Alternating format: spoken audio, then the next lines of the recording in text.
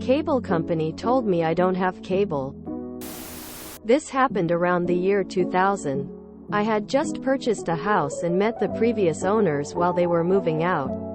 They were really nice people and we had a friendly conversation about the house. The previous owner mentioned that the cable bill was paid up until the end of the month, about 3 more weeks, and that he had already turned in his cable box, but the cable signal should still be active till the end of the month.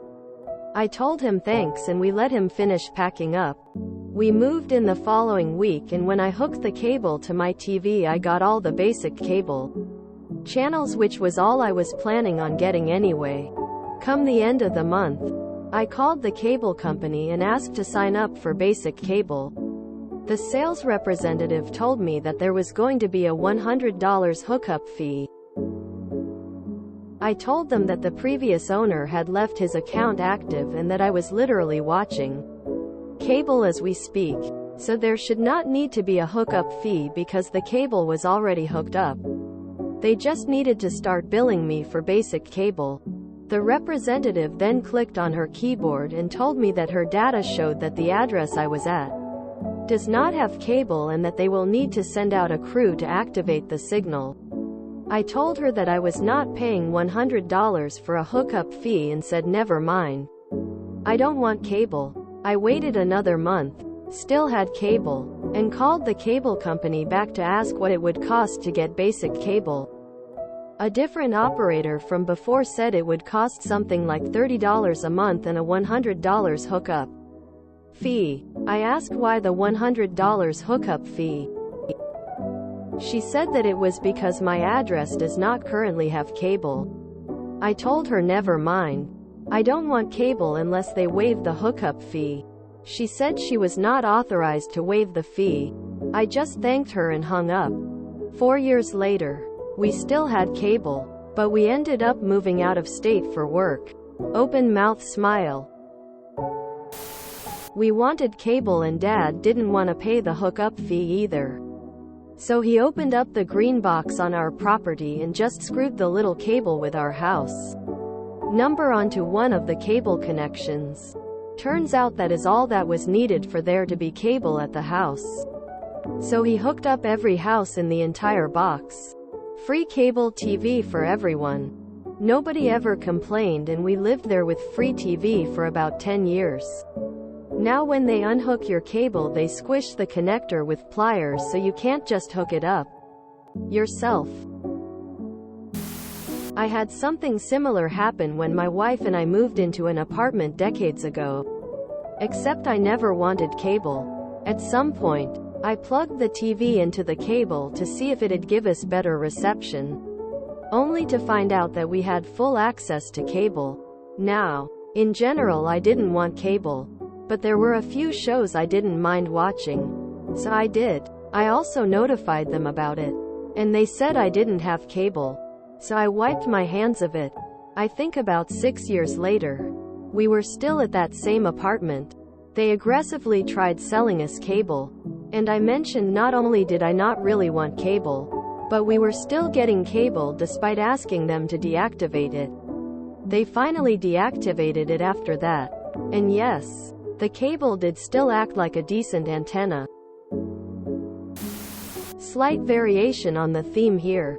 Back I-200-ish I had cable in an apartment. The company made us sign an ironclad agreement that included a specific admonition that I could never remove the cable box from the property under penalty of law. When I moved out, I set up one of those infamous appointments where the cable guy will be here to take possession of the cable box between 8 a.m. and noon, and I have to stay on the premises in case he shows up. Of course he didn't show, although it was a huge problem for me. I hung around until 5 p.m. in case he showed up, despite having to, move everything I own to a new place. Next day I called them and complained. They said, "Oh, that's all right. You can just bring it in and drop it off." Nope. Cue the malicious compliance. Or is it non-compliance in this case? I told them I am legally forbidden to remove the box from the apartment. Later they had someone call me back and insist that I bring the box in. Nope. No can do. They said I would get in trouble. Sorry. I'll also get in trouble if I remove the box. No you won't, they claimed. The lawyers don't really mean that. Oh, are you a lawyer? No, not actually. Okay, I won't take your legal advice then. I'll abide by the signed agreement. By the way, I give up the key and am gone Sunday afternoon. So your guy better be here before then. He can't, they said. The schedule is too busy. Oh well, I replied. Sunday afternoon a cable representative showed up at the last minute and he was mightily pissed off. My aunt had free HBO for years for some reason. Not complaining. Back in the day she'd tape any movie I wanted to see and bring it over for me. She's a great lady. Cable guy here. The neighbors probably put their address in as slightly different. South 6th Street compared to 6 Stone S. The way our billing systems worked was each address had a different house key for assigning account numbers. Since the correct address wasn't built into the system as far as the people on the phone were concerned, it hadn't had service yet. Long before the boxes and digital, they had the box in the apartment with the special screwdriver needed to take the filter off. A butter knife popped them off in 2 seconds. Another time the filter stopped working for the cable modem. The cable rep took the filter off.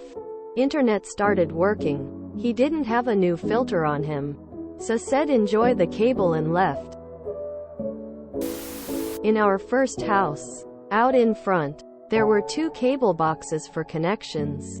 Back in the time where they had to put a physical filter on the cable at the junction to cut out premium channels. We were hooked up in the box to the east and the previous owners had removed the filter. So we had free cable for the longest time. A year or so later the cable company sent subs out to replace the boxes. They skipped ours. Come to find out, our box wasn't listed on their plots or plans or whatever. They caught up with it about a year later when they eliminated those filters and computerized it all. Something similar happened to me. I bought my house new and never subscribed to cable. About 10 years went by and a lady from the cable company visited us and told us we had cable. We told her no, we don't subscribe. We had to show her that the coax was terminated in our garage. Turns out that we had an active cable signal for 10 years and didn't know.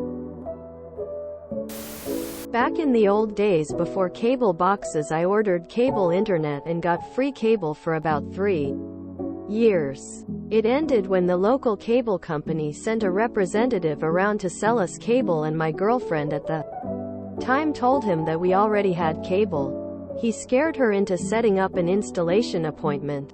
I called back and told them that she was mistaken and that we had DirecTV. A week later the free cable stopped. Comcast changed its name to Xfinity so they could pretend to be a better customer service company. Turns out it takes more than a name change to improve customer service. Had a similar experience. No cable. Turned out later the rebuilding people cut it and plastered the wall where it was. Phoned the provider but all they could do was point to a website where you can request a connection. €700 from the street into the house. Phoned again and asked where the cable could be in my garden. Thinking if I find it, I will extend it myself. They said they don't have anything like that. Coincidentally my dad knew a guy who works for those companies. Within an hour I had a map of the whole street with the location of the cables. We dug where it should be and found it in 5 minutes, drilled a hole into the basement and connected a new cable. Saved €700. Yep. Early cable subscriber with a box. Told them I didn't want it anymore. A month later it's still on and getting billed. They said you had to bring the box in. So did that and still got billed again. Called and told them to stop billing. And they obliged. just never turned off basic cable services. Like 75 channels. Had that for free for maybe 4 years until they finally figured it out. A couple decades ago, the city I was living in had a similar thing with their cable hookups. And once you bought a cable descrambler, you could watch all pay channels for free. Happened to me too. Lived rural enough the mail didn't even go out there, so everyone had a PO box in town. Cable got hooked up somehow when they finally strung the poles. The house got wired too somehow. Weird stuff happens out that far. Years later there was an amnesty. Sign up for cable and we overlook if you were already connected kinda deal. Repeatedly told us there was no cable service to our area. Well, okay then. No cable? No bill. Be happy. I had a similar incident with a pharmacy. Went to pick up a prescription and they said that it was covered by Medicaid. I told them that I don't have Medicaid and that they should check that they were not confusing me with my infant who lived with his mother at the time. They said, "You're covered, no charge." Tried to correct them on my next 2 prescriptions with no luck. For the next 2 years I didn't pay for medication. We eventually moved and I was added to my wife's insurance, but I got a lot of free medicine in those 2 years. One time I was getting cable internet installed. I went out and offered the cable guy a beverage and talked with him while he worked. I was interested in what he was doing, so I was asking a few questions. At one point he goes, "And this is how you would allow cable TV to your unit," and then I had free TV. Cable guys are cool. The companies they work for suck. Back when I was 8, so about 1977, we moved to a new house. It had a finished basement, with wood paneling and white cinder blocks. Lots of white. And a wall-mounted phone which was a jarring avocado color. It just drew your eye to it and wouldn't let go. This was back in the days of the Bell telephone monopoly, and you paid every month for your phones. On top of the service, the phone was so disturbing that my dad called and asked to have it replaced with a white wall phone. The operator responded, "Our records indicate that you have a white phone." He assured her it was not white, but avocado. She insisted that the records showed a white phone so they could do nothing. He called back a couple more times and was told the same thing each time. Finally, the last operator told him the only way to have it replaced would be if the phone was damaged. "Just a moment," he replied. A loud crash followed and he returned to the line to tell the operator that for some reason, the phone had fallen off the wall and was now broken. She arranged a tech to come and replace the phone. "White?" my father asked. "Of course. The records show it is a white phone and will be replaced the same," she replied. When the tech arrived with a white phone, he stopped and stared at the avocado phone lying on the floor. He then called into the service center to tell them that the broken phone was avocado.